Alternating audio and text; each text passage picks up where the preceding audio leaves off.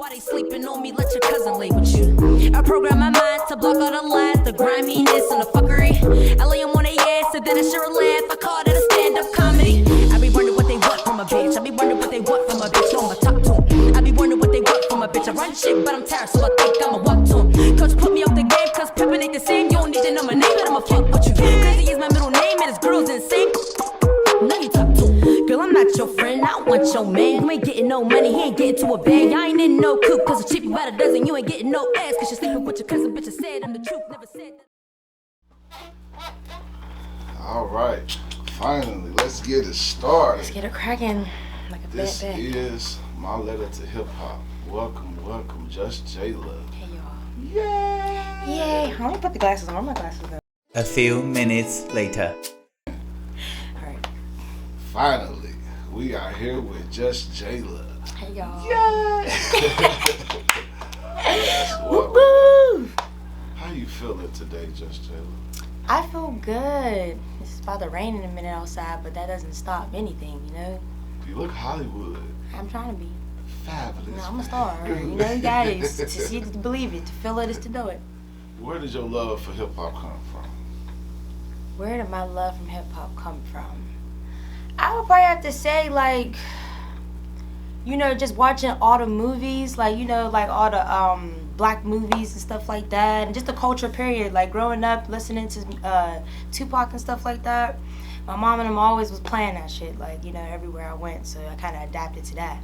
And I was like, you know, the moment I realized, I was like, oh, I like this. And it just became my friend right there, you know? Like, yeah, pretty much. So Tupac was one of your first artists that you connected with? Yeah. Like, he just spoke right to me. I want to be like Tupac. She's like, be a princess. No, I want to be like Tupac. I want to hit him up. I know. You don't do the what's that? The letter to hip hop. They did what Jada had a daughter write a letter to Tupac. Like, come on, girl. What kind of delusion? Like, girl, you weren't even born. Like, I don't understand. I don't know. I blame the parents. I really do. She wrote a letter like she was writing to Santa Claus, though. That's weird. That's weird to me. And it makes me wonder, like, did Jada tell her to do that for publicity or something? Allegedly, I guess that's what it was supposed to be about. I'm not writing a letter to, like, I fuck with Tupac, but I'm not writing a letter to Tupac saying, like, I wish you were my dad. Well, that would be cool. I mean, I mean, like, I'm just saying, that's weird. Like, he's gone. Like, hell, you don't even know that man. So where is Miss Jala from? Just Jala is from the streets of Burdock, man. That's a suburb back at home in Pittsburgh, Pennsylvania. You know, people have their stories, you know, to express their neighborhoods. How you express yours? Is it a no-go zone?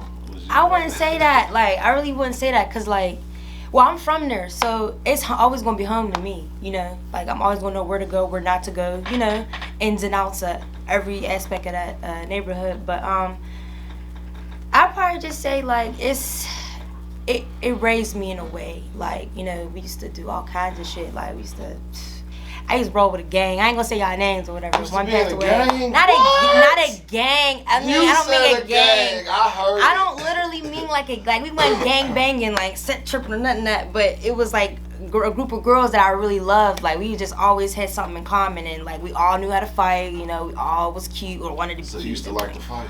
No, I just always had to, like, I was always the mediator. Like, I don't want you guys to fight. Like, I don't want to fight. Like, honestly, like, I don't give a fuck. Like, I don't want to fight, but I will whoop your ass. And that's what I don't want to do. So, you know, I try peace, you know, hearts. Peace. So let's talk about some good and bad times, you know, your childhood, other than your friends that like to fight. They did. So they did. I understand it. But, so some good times, like, it would be a routine. Like, I used to live on Fleet Street, so that street's all like parallel, so straight up and down. It was long as hell. We would see our friends walking up the street. Like, we used to talk shit. I'm like, look at these ugly motherfuckers walking up the street.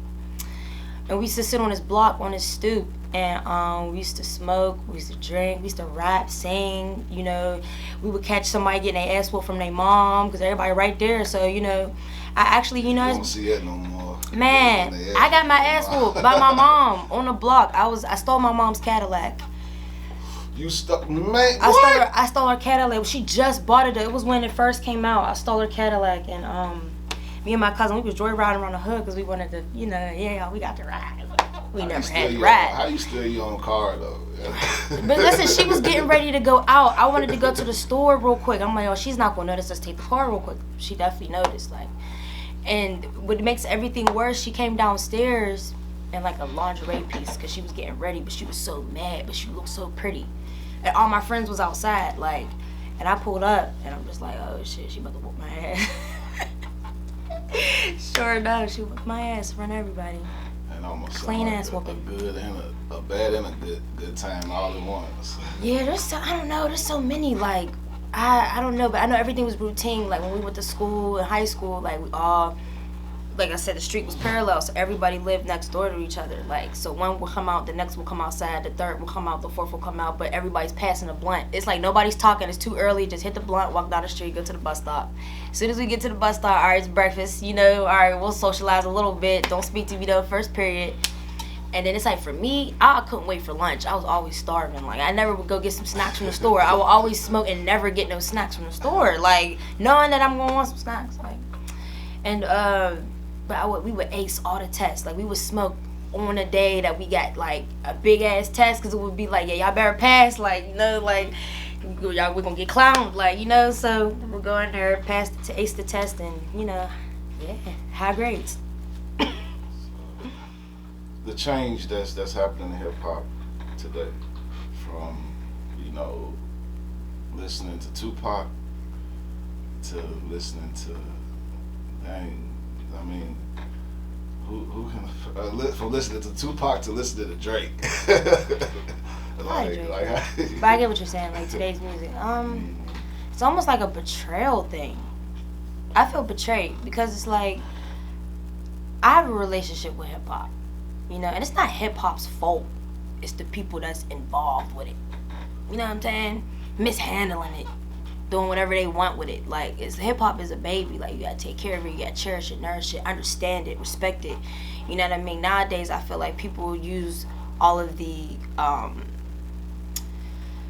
not gonna say tactics, but what I'll say is they took what was beautiful and kind of, like, diluted it with, like, all this, like shit that doesn't matter. Like we had music that was educational. Like that's why I love Tupac, because he was very educational. Like he spoke how he felt on society, and people are so quick to run away from that. Like so you know what I mean? You can't learn nothing from Drake. I mean, it's not that I can't learn nothing from Drake. Okay, I can relate to Drake, but what am I learning? He's saying what I'm like. I don't know. Like it's just common. I feel like Drake is learning off other people. I don't think Drake's going through anything. Honestly. And that's what hurts. Like, y'all just using hip-hop for a tool. Y'all playing with it. Y'all gonna keep playing with it. Do you agree that our music, can be influential to an immature mind? It's made for an immature mind. It's a system. It's programming. Like, I feel like they know what they doing, man. They know what they doing, man, because they know, look, half of these they do. They really do know what they doing. Like, half of the motherfuckers can't even read. You know what I'm saying? People's attention span, people can't fucking read, for real. So I was like, okay, well, take the education out of the schools, out of the music, out of everything. Because these people, they want this, they want sex, they want money, they want drugs, they don't give a fuck. You know what I'm saying? Like, it's irritating because it's all the way down to, like, the stigma or the stereotypes of women, too. Like, women and men, like, how people look at women, how women look at men. You feel what I'm saying? It's all disgusting, honestly, and immature. It's all immature. It's for immature audience. So what is it that you push to, when you create your music, like what do you expect people to get from your music? Like what influence you trying to save the world, or you trying to sell sex? I'm definitely trying to save the world. I'm definitely on the superhero side because it's like, I don't know. My music, what I'm trying to do, I'm just trying to give people space to feel comfort and understand that there's somebody out there that's just like you. You feel what I'm saying? I kind of want to be like a diary in a way. You know, I don't know. I don't know. You know, that's actually a tough question for real, because I don't make music for like, I do make music for the people, but I really make music for myself. And it's like, if you can relate to it, you can relate to it. If you can't, you can't. You know, it just depends on who's listening. But I feel like if you feel what I'm saying and, you know, and it touches you in a way that is like, damn, I want to hear that again, then I achieved my goal. So what is your creativity process? Do you know, you have to hit the blunt, you gotta take a shot. You know, Biggie had to get his rocks off. Are you serious? That's what he said. He gotta drink some Henny, smoke his blunts, and whacked it off? and get his rocks off. Biggie, I'm today years old. I am today years old. That is crazy, and that's just like, whoa.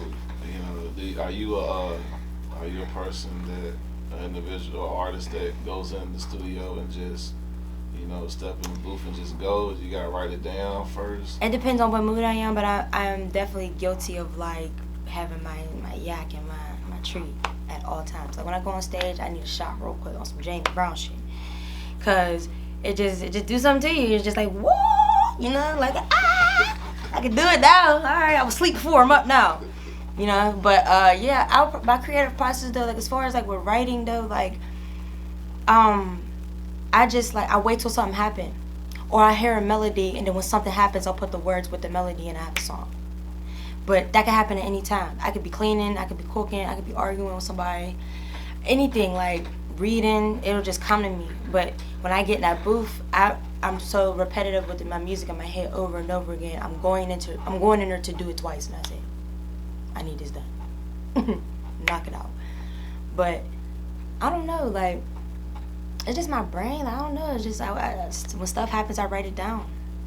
Kind of have to keep tabs with myself. So let's create this list. Let's hear your top five. Your top five. I guess, you know, it don't have to necessarily be, you know, rap. Mm-hmm. So you can mix it with R&B. Yeah, cause so top five artists of the 90s. 90s. Ooh, top 5 artists of the 90s. Can it be groups too? Yeah, it can be groups. Okay, cool. All right, top 5 of the 90s. Tupac, definitely have to be Tupac. I fuck with Biggie, but he don't count right now. Tupac and Biggie is on the same level, but he's not like my top 5. So it's definitely Tupac. The next one will have to be Jodeci. After Jodeci, Mary J.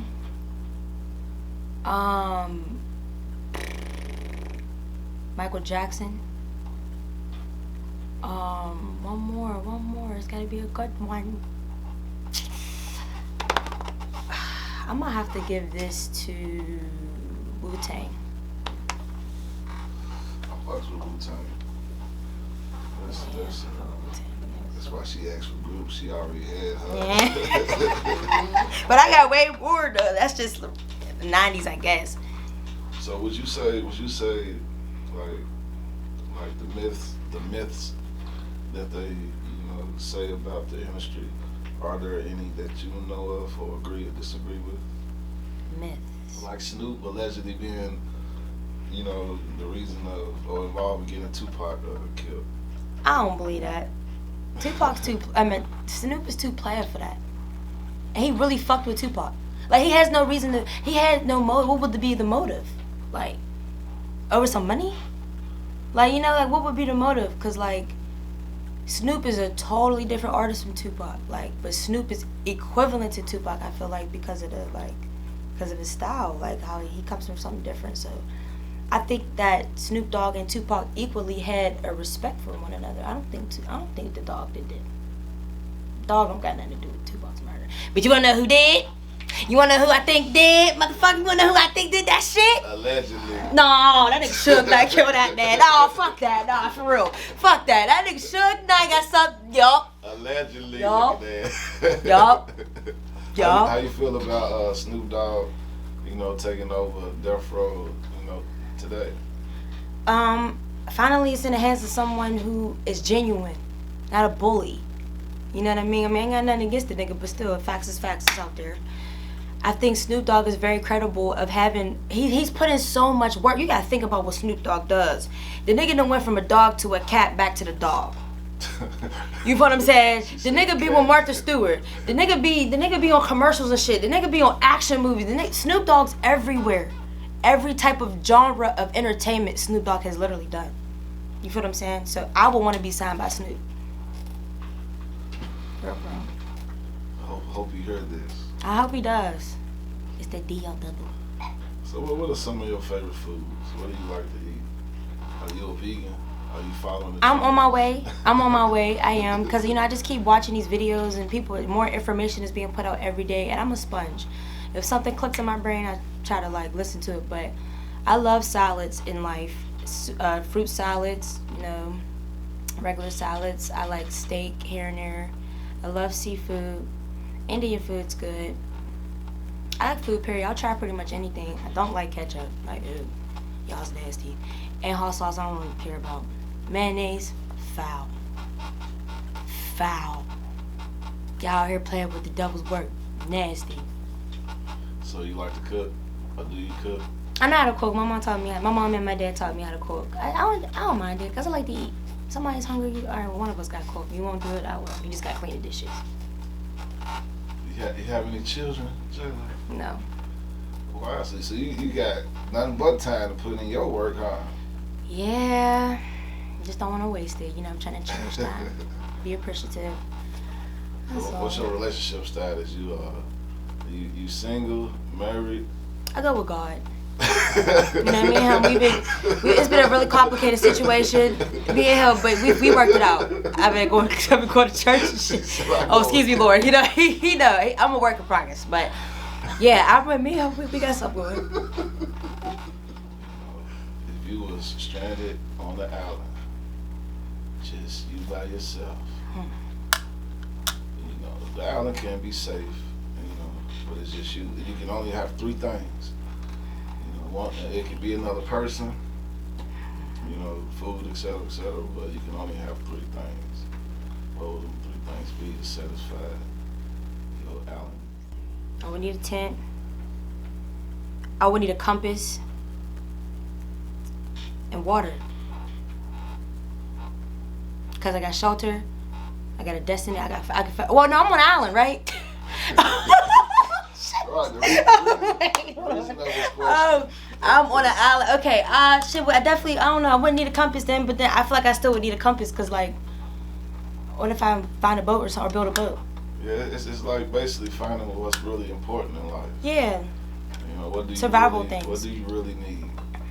I'd probably say, if I'm on an island and water's around me, I probably would need to find a plane at some point. I would need some objects to write SOS because I can't swim. So I don't know. Somebody want to find me or it's over. Because I'm not getting that one. I can't swim.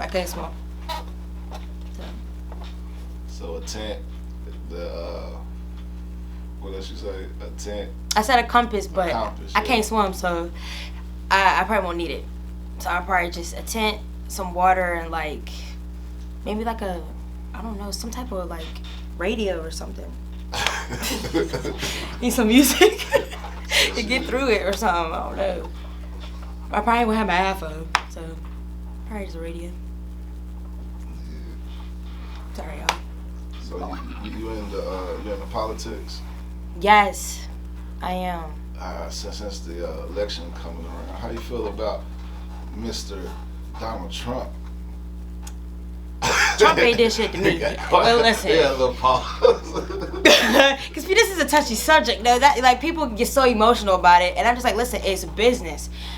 Trump ain't never did shit to me. If I was in a position where I was in a room with Trump, I probably would be cool with Trump, and I probably would try to, cause all he wants is money. I would try to like turn him into like a good person, you know, not like let him continue being such an asshole. If you're gonna be a businessman, do good, do right by people, you know. But Trump ain't never did shit to me. As far as like the world goes, He probably gonna still try to put that wall up. He's definitely gonna try to put that wall up. But then I don't know, because I don't know. They talk about food shortages and shit. Like, okay, did you watch? Alright, do you guys watch the news? You watch the news? Mm-hmm. Okay. So they were talking about basically like there's food shortages about to happen. Like over the winter time, we're gonna be going on lockdown and shit again. Like it's gonna be. Water's been missing in the stores. It's just been like smart water. Yeah, like what is this? What are y'all putting in my water? That's what I'm saying. Like you can't even drink water no more. Like they're saying that our food ain't real, and something dawned on me, like the chicken's not a wild animal. Where did it come from? The farms. Right. So y'all out here killing us black. That's why everybody got them diabetes and shit, because they put something in that fucking chicken. I'm telling you. And in the Kool-Aid, they know we love chicken, Kool-Aid, watermelon. They know we love that shit. Why wouldn't they fuck our shit up? Why people love chicken too? I don't know. We love chicken. Like I ate chicken for a good week on everything. Baked chicken, fried chicken, whatever. Like I can survive. For real, you eat chicken with anything. Sure can. By itself, all that. I gotta have a little thing of barbecue sauce and a big ass thigh. I'm cool. On a bad day. What's your top 5 movies of all time? Carlito's Way. Goodfellas. Pain and Fool. Coming to America and the Fridays. You said the Fridays. All the Fridays. And the Fridays. They come as one. I was just watching it the other day. I can watch Friday literally like over and over again. Like shit, it's just funny as fuck. Like, so what is that about you? You love about yourself. What's the most?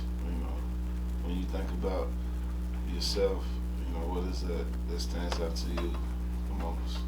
That makes you so awesome. What makes me awesome is that like I'm understanding. Like when you're just an understanding person in life, there's nothing that can offend you. There's nothing that can hurt you. Make or break you. Everything is just mellow. So I'm a mellow person. Like I don't judge nobody. But I have to say that right now I'm in the process of like still finding myself. I love my shell. I love my flesh because that's the only thing I have. But I'm really focusing on my soul and my spirit and what's really been carrying me this far. You know what I mean? Like the catalyst of who I am.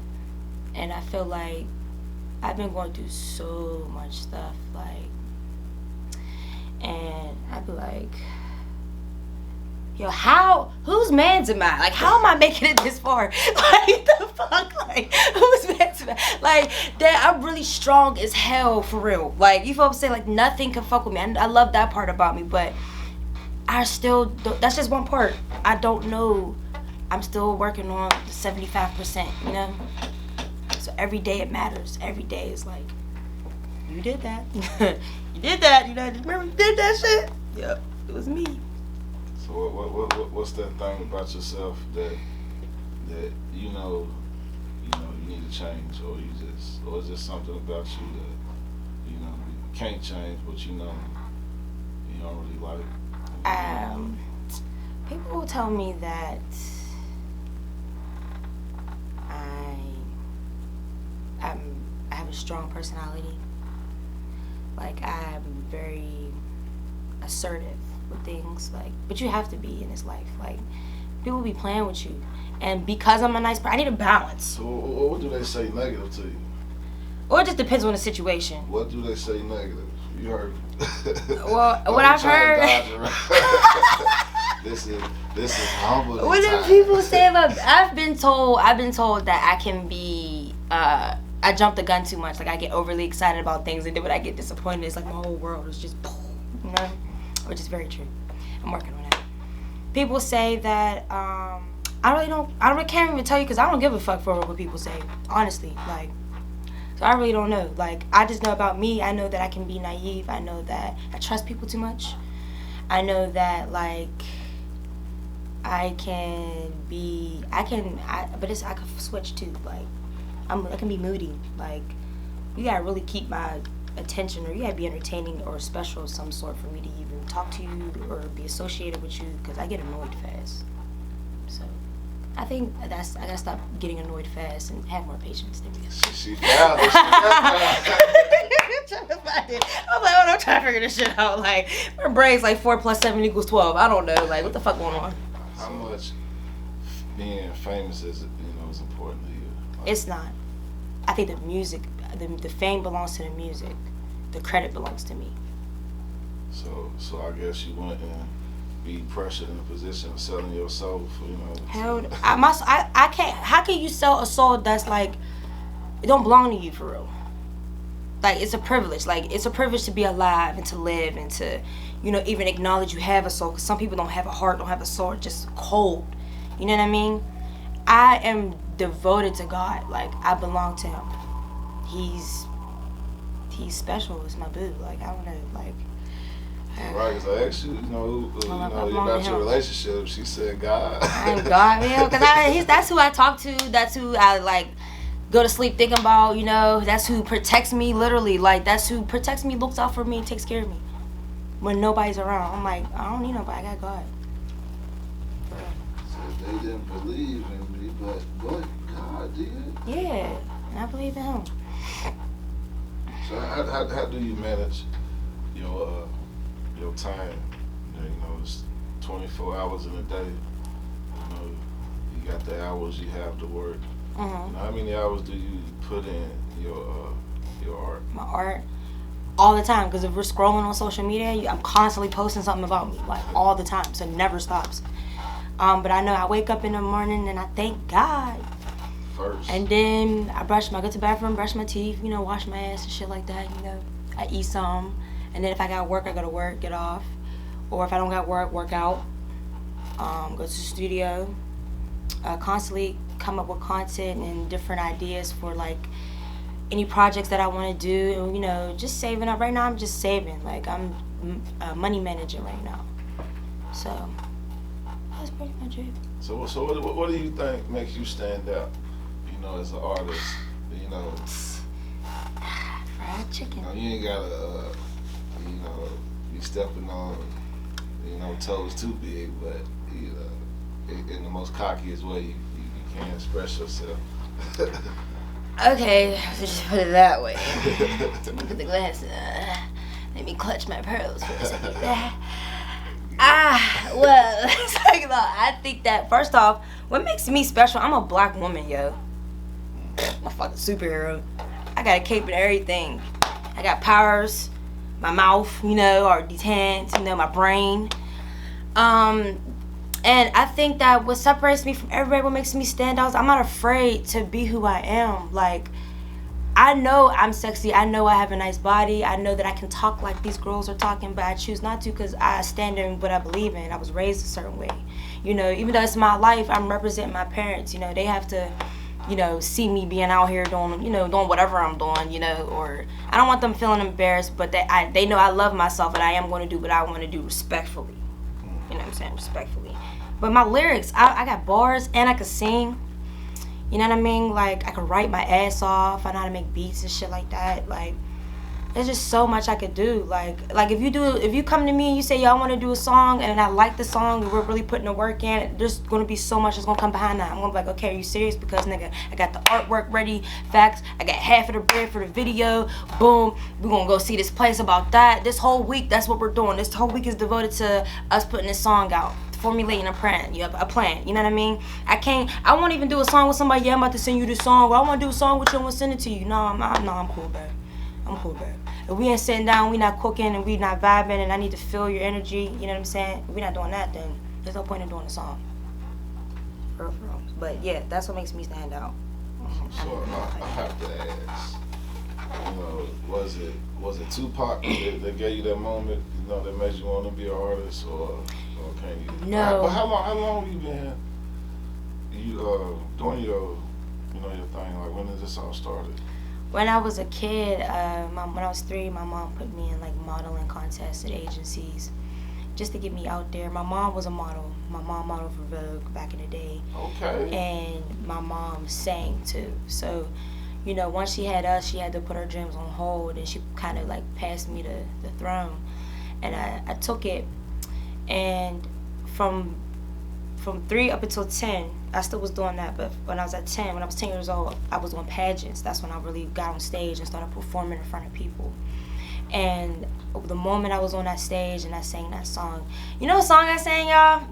I sang that how I go, the sun will come out tomorrow, that your bottom dollar that tomorrow. Yeah, I killed that joint. And I was on stage, they was like, oh my God, look at her. But I was just like, yeah, the whole time I'm singing it. So I knew right there, I was like, yo, I'm about to be on the stage forever.